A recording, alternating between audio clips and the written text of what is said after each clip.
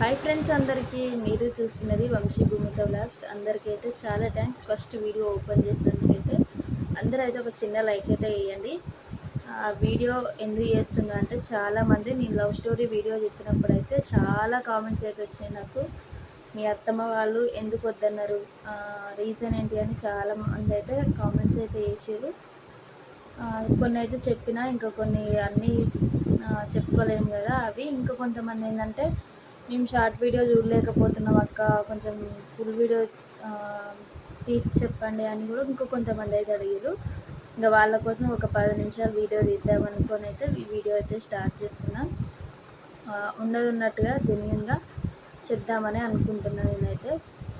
మీరు కూడా వీడియో చూసి వెళ్ళిపోకుండా చిన్న కామెంట్ అయితే వేయండి. నిజంగా నా లైఫ్లో జరిగింది ఇంకెవరికి జరగొద్దనే కోరుకుంటా. అది అప్పుడు, ఇప్పుడైతే నేను హ్యాపీ. అప్పుడు అంత బాధపడ్డందుకు ఏమో దేవుడు మరి ఇప్పుడు ఇంత హ్యాపీగా ఉన్నా అని చెప్పుకోవచ్చు. హ్యాపీ అంటే ఎవరికైనా చిన్న చిన్న ప్రాబ్లమ్స్ వస్తుంటాయి, పోతుంటాయి. అవే పెద్ద భూతత్వంలో పెట్టి చూడకుండా కొన్ని వదిలేస్తూ చూస్తూ చూడనట్టు వెళ్ళిపోవాలన్నట్టు అట్లా.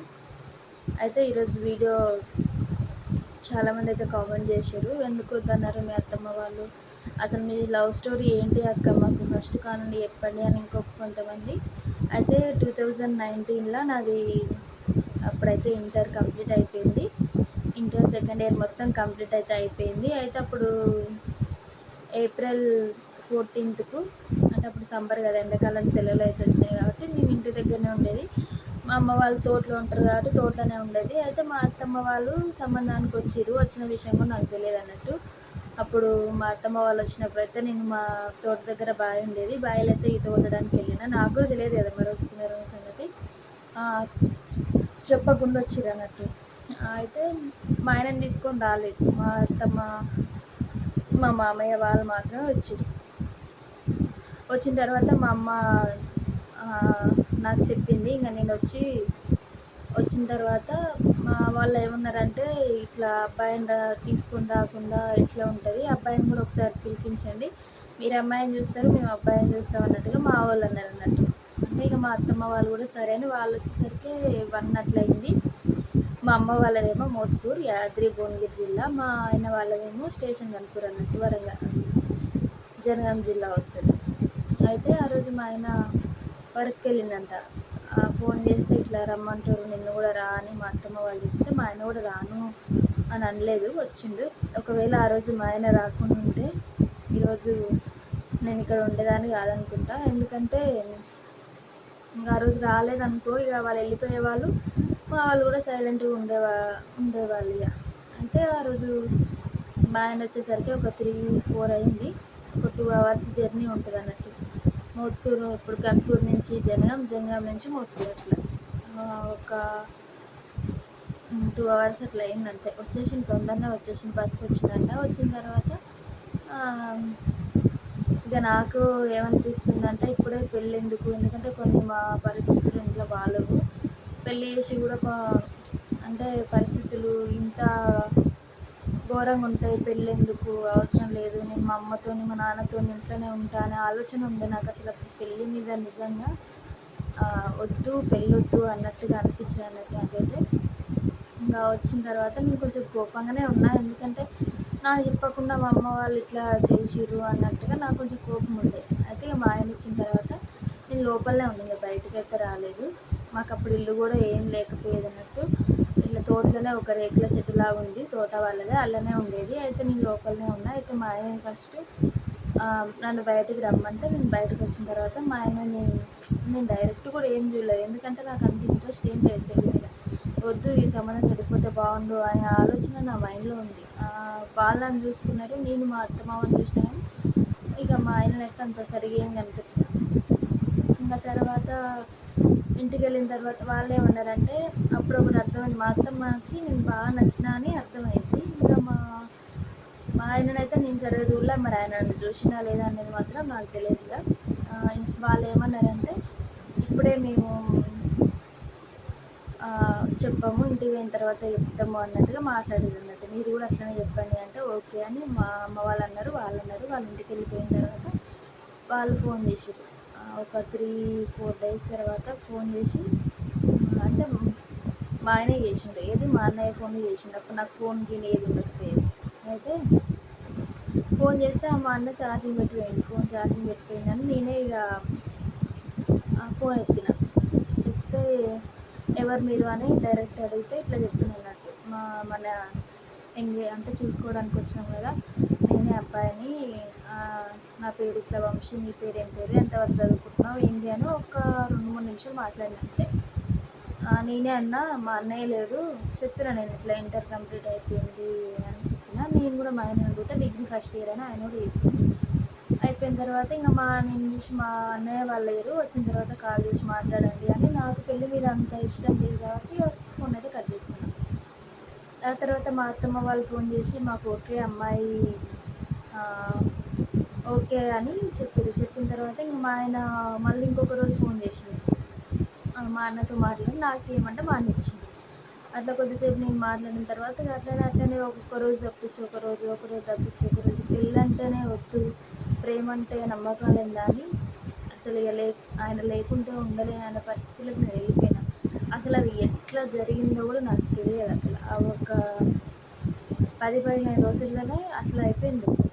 ఆ తర్వాత ఒకరోజు నాకు 10 డేస్ ఏమో అట్లా మాట్లాడుకున్న తర్వాత ఒక మాట అయితే చెప్పింది, ఏంటంటే నీకంటే ముందే మేము ఒక అమ్మాయిని చూసినాం, కాకపోతే నాకు ఆ అమ్మాయి నచ్చలేదు, అందుకే నేను నీకు ఓకే చెప్పిన, కాకపోతే వాళ్ళు రమ్మంటున్నారు, ఒకసారి అయితే వెళ్ళి వద్దాం అనుకుంటున్నా, ఏమంటున్నావు అంటే నేను ఒకటే మాట అనుకున్నా, నీ లైఫ్ నీ ఇష్టం, ఇప్పుడు నేను బలవంతంగా నన్ను పెళ్ళి చేసుకోమని నేను చెప్పలేను.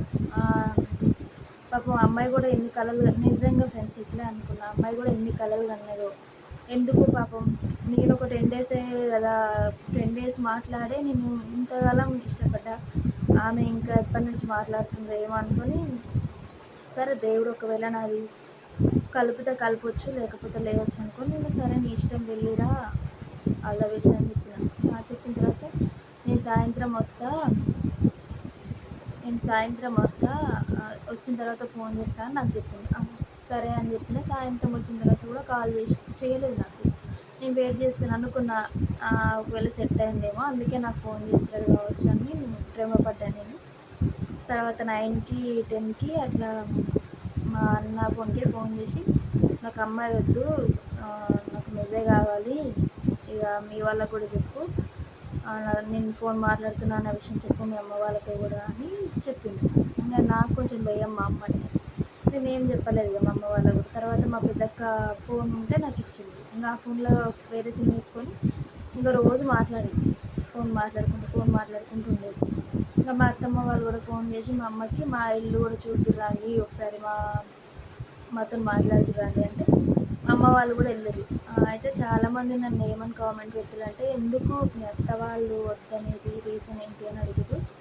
కొన్ని ఉంటాయి కదా ఫ్రెండ్స్, పర్సనల్ విషయాలు ఉంటాయి కదా, ఇంకా నేను వీడియో ముందైతే చెప్పాలనుకుంటలేను, అవి అంతంత పెద్దవి ఏం కాదు, ప్రతి ఒక్కరి ఇంట్లో ఉండేవి.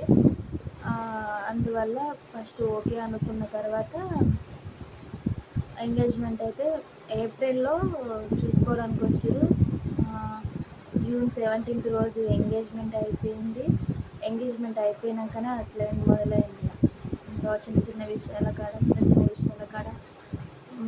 ఇక మా ఇంట్లో వాళ్ళకి, మా అత్తమ్మ వాళ్ళ ఇంట్లోకి అట్లా ఇంకా కొన్ని ప్రాబ్లమ్స్ అయితే వచ్చినాయి. ఆ ప్రాబ్లమ్స్లో నేను మా ఆయన అయితే అసలు ఎంత ఇబ్బంది పడ్డామో ఒక్కొక్కసారి అవన్నీ తలుచుకుంటే నేను ఫుల్ ఎమోషనల్ అయిపోతాను ఇప్పటికి కూడా. ఎందుకంటే అవన్నీ ఇంకా నేను మర్చిపోయినట్టే అనిపిస్తుంటుంది అన్నట్టు. అంటే నాకు నిన్నగాక మొన్న జరిగింది, అప్పుడే 5 సంవత్సరాలు అయిపోయిందా, 7 సంవత్సరాలు 8 సంవత్సరాలు అయిపోయిందా అనిపిస్తుంటుంది అన్నట్టు. అట్లా చాలా ఇబ్బందులు పడ్డాము, అసలు ఇక మాటల్లో చెప్పలేము. ఇంకా మస్తు ఇబ్బంది పడి ఇంకా లాస్ట్కి అయితే మా అత్తమ్మ వాళ్ళని నేను ఒప్పించిన, మా అమ్మ వాళ్ళని మా ఆయన ఒప్పించిండు.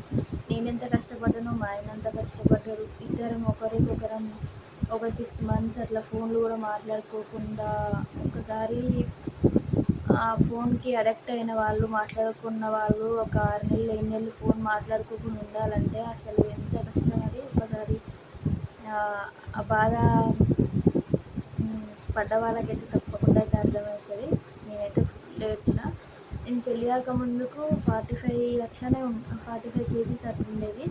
ఆ 6 మంత్స్లో నేను 38కి వచ్చిన. అంటే 7-8 కేజీలు తగ్గిపోయినా. అసలు నా ఆరోగ్యం కూడా అస్సలు బాగాలేదు ఆ 6 మంత్స్. అంటే నేను బాగా డిప్రెషన్లోకి వెళ్ళిపోయి, ఇంకా మా అమ్మ బాధ చూడలేక ఇంకా మా ఆయన ఫోన్ చేసి మాట్లాడడం, ఇటు నేను మా అత్త వాళ్ళకి ఫోన్ చేసి మాట్లాడడం, సరేలే అనుకుని వాళ్ళు కూడా మా ప్రేమ ముందు వాళ్ళే ఇక ఓకే అని ఒప్పుకున్న తర్వాత కూడా మ్యారేజ్ రోజు కూడా కొన్ని సంప్రదాయాలు అయితే పాటిస్తారు కదా. మనం ఇప్పుడు ఏమన్నా కొంతమంది ఏం చేస్తారంటే రెడీ అయ్యి ఎక్కడికన్నా వెళ్తుంటారు అనుకో శుభకార్యానికి, తుమ్మితే కొంతమంది అట్లా పాటిస్తారు. కొంతమంది పిల్లి ఎదురైతే కుక్క ఎదురైతే ఇట్లుంటుంది కదా. అయితే మా పెళ్లి రోజు ఏమైందంటే పాము ఎదురైందంట. అది కారు తీసుకొని వస్తుంటే పాము ఎదురైందంట. మేమేమో అన్నీ రెడీ అయ్యి మేము ఉన్నాం. ఇక్కడ పాము ఎదురైంది అని మా అత్త వాళ్ళు ఫోన్ చేశారు. ఇంకా నేనైతే ఆ క్షణం నా ప్రాణంలోనే పర్వాలేదు అన్నట్లు అనిపించింది. పెళ్ళికి అన్నీ రెడీ అయిపోయి, పెళ్ళి కూతురు రెడీ అయ్యి అందరు బంధువులందరూ వచ్చిన తర్వాత ఇట్లా అయిందంటే మా పరిస్థితి ఎట్లా ఉండాలో ఒకసారి అర్థం చేసుకుని, ఇంకా అట్లా అయిపోయిన తర్వాత ఇంకా అందరూ ఏం కాదు వెళ్దాం అన్నట్టుగా వెళ్ళొచ్చారు. మ్యారేజ్ అయితే అయిపోయింది. ఇంకా రిసెప్షన్ కూడా జరిగింది. రిసెప్షన్ గ్రాండ్గానే జరిగింది. మా అత్తమ్మ వాళ్ళ ఇంటికాడ మంచిగా జరిగింది. ఇంకా పెళ్ళి అయిపోయిన తర్వాత ఇంకా మళ్ళీ నెక్స్ట్ డే మా అమ్మ వాళ్ళ ఇంటికి అయితే వెళ్ళినాం. బాగానే ఉంది అంతా. అయితే చాలామంది ఏమని అడిగారంటే ఎందుకు వద్దన్నారు అని అడిగారు కదా. దానికైతే నేను కొన్ని పర్సనల్ ప్రాబ్లమే, అంటే అంత పెద్దవి ఏమీ కాకపోతే చెప్పలేని వీడియోలా అర్థం చేసుకుంటారు అనుకుంటా. అందరి ఇళ్ళల్లో ఉండేటివే. అంటే ముందు మాట్లాడిన మాటలు అవి ఇవి ఇక కొన్ని కానీ అవన్నీ కొంతమందికి పెళ్ళైన తర్వాత గొడవలు అవుతాయి. కానీ మాకు పెళ్ళి కాకముందుకే అయినాయి. పెళ్ళి అయిన కాడ నుండి ఇప్పటి వరకు మా అమ్మ కానీ మా అత్తమ్మ కానీ ఒక్కరోజు చిన్న గొడవ కూడా నా కారణంగా మా ఆయన కారణంగా మా ఆయనే కానీ నేను కానీ ఇంతవరకు చిన్నవి వస్తుంటాయి పోతుంటాయి. కానీ పెద్దగా పెళ్ళి కాకముందు జరిగినట్టు మాత్రం పెళ్ళి అయినాక అసలు ఒక్కటి కూడా జరగలేదు. ఇప్పుడైతే నేను ఫుల్ హ్యాపీ. నా 2 కొడుకులు, మా అత్తమ్మ వాళ్ళ ఫ్యామిలీ, మా అమ్మ వాళ్ళ ఫ్యామిలీ, మా ఆయన, నేను ఎప్పుడు ఇట్లనే ఉండాలని మీ బ్లెస్సింగ్స్ అయితే ఇవ్వండి. ఇంకేమైనా డౌట్స్ ఉంటే నేనైతే అన్నీ చెప్పేసినానే అనుకుంటున్నా. ఇంకా దేని గురించి మీకు వీడియోస్ కావాలన్నా కామెంట్ అయితే వేయండి. మ్యాక్సిమం అయితే నేను ఏం జరిగిందో 2019 నుండి 2026 వరకు అయితే చెప్పిన. దాదాపుగా నేను మా ఆయన పరిచయం అయ్యి 7 సంవత్సరాలు అవుతుంది. 7 సంవత్సరాలలో మా పెళ్ళి 5 సంవత్సరాలు అవుతుంది. ఇంకా మీకు ఎలాంటి వీడియోస్ కావాలి? ఇంకా కొంతమంది నా ప్రెగ్నెన్సీ గురించి కూడా కామెంట్స్ అయితే చేసిరు. ఎవరన్నా మన లేడీస్ అయితే చూస్తున్న వాళ్ళు కావాలక్క నాకు ఏమైనా టిప్స్ చెప్పు, లేకపోతే ఎట్లా బేబీ గ్రోత్ గురించి దాని గురించి కూడా అడుగుతున్నారు. ఒకవేళ మీకు ఇంట్రెస్ట్ ఉంటే నాకు తెలిసిన విధంగా నేను చెప్తాను. నాకు పెద్ద తెలియదని నేనేం వాడినా, అంటే నేనేం ఫుడ్ తీసుకున్నా, అట్లా మీకు కూడా కొంచెం యూజ్ అవుతుంది కదా అని చెప్పేసి. మరి వీడియో ఇంతవరకు చూసిన ప్రతి ఒక్కరికి పేరున చాలా థ్యాంక్స్. మరి మా లవ్ స్టోరీ ఎట్లా అనిపించింది? 7 సంవత్సరాల ప్రేమ ఇప్పుడే కాదు, ఎల్లప్పటికీ మేము ఇట్లనే సంతోషంగా ఉండాలి. ఎన్ని గొడవలు వచ్చినా ఏమొచ్చినా అప్పటికప్పటికే సదురుకపోతాం. మేమైతే పెద్దగా కక్షలు అవి మనసులో ఏం పెట్టుకోము. ఇప్పుడు ఒక 5 నిమిషాలు ఏదైనా గొడవ వచ్చిందంటే మళ్ళీ ఎమ్మటే నా మనసు అయితే మాట్లాడాలనిపిస్తుంది. మా ఆయన కూడా అంతే.